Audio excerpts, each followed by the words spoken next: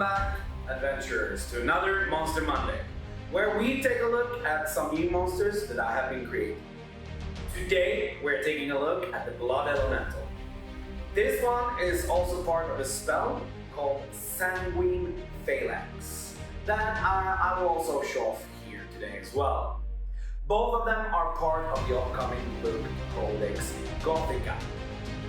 Hopefully it will be finished by the end of May here, so you might see it real soon. The Blood Elemental is a cousin of sorts to the Water Elemental. This thing uses the iron in the blood to cut its prey when it uses its slam attack against them, causing its victim to start bleeding. They can be found in many places where a lot of blood has been spilled, usually on a large battlefield or just after a massive disaster in a town or city. Most of the time, they do only feed on the blood of the already dead, but they are fiercely territorial. So much so that they will attack anyone that comes even close to their means. As they, just like vampires, feed on blood, it has led to the belief among many scholars that they might be the origins of the first vampires playing. But this is just pure speculations, as they always attack anyone that gets too close. It has never been confirmed. Not only that, even if it's true, they are also a natural enemy to vampires, for they see them as stealers of their food.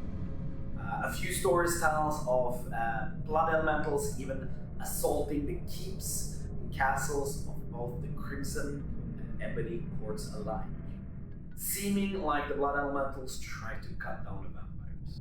However, as vampires can feed on blood, they can actually also feed on these creatures, just as much as the blood elementals can feed on them. Listen, just before we check out the stat block of the blood elemental, I do, as always, have a small favor to ask. If you are enjoying the content that I am creating, please consider subscribing to the channel and leaving a like on the video.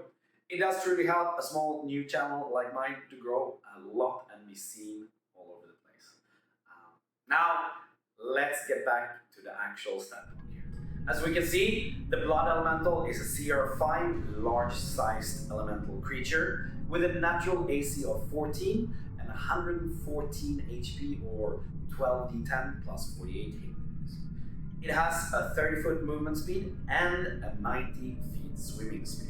They are generally driven mostly by instinct, more so than reason, with an intelligence of only 5, but still a wisdom of 10. They do rely more on strength and constitution to outlast their enemies as well. They have 4 different traits, 2 of which is Blood Form and Freeze, which functions just like Water Form and Freeze does for the water. So Blood Form is just a thing that lets them squeeze through tight spaces, while Freeze lowers their movement speed if they take any cold damage. However, the 2 other traits are very different. Let's take a look at Cutting Slam first.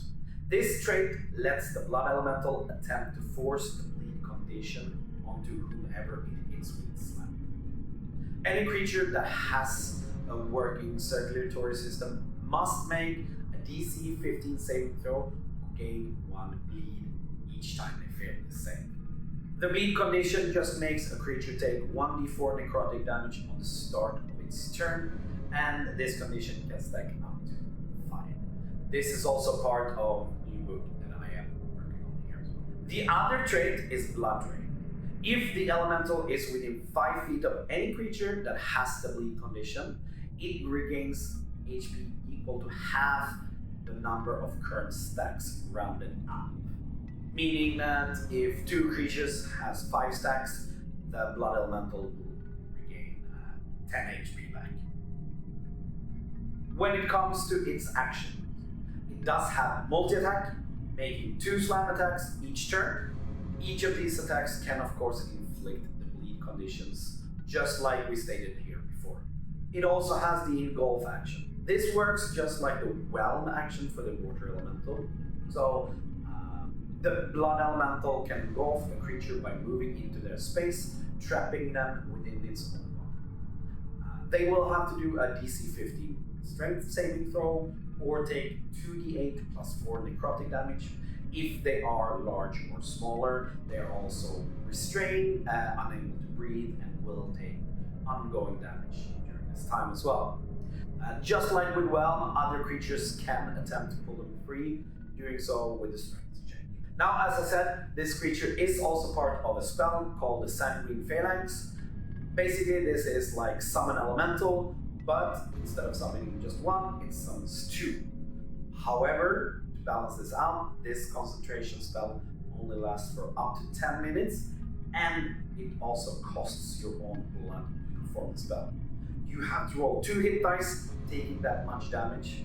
This cannot be healed until the end of the spell. It is also a 5th level spell, Chemomancy. As with everything else, this is also part of the Codex Gothica.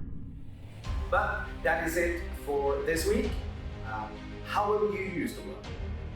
Where will you use this creature in your game? Please let me know in the comments below, or leave a comment with what you would like to see next time. As always, the raw stat block for this creature is up on my Patreon right now for free. For my paying Patreons, this stat block is also up. Colorless pictures, nice PDF form, as well as a printable version of this style card that I will show you as well. But that's it. Thank you for watching. Until next time, adventurers, keep your dice rolling and your imagination flowing.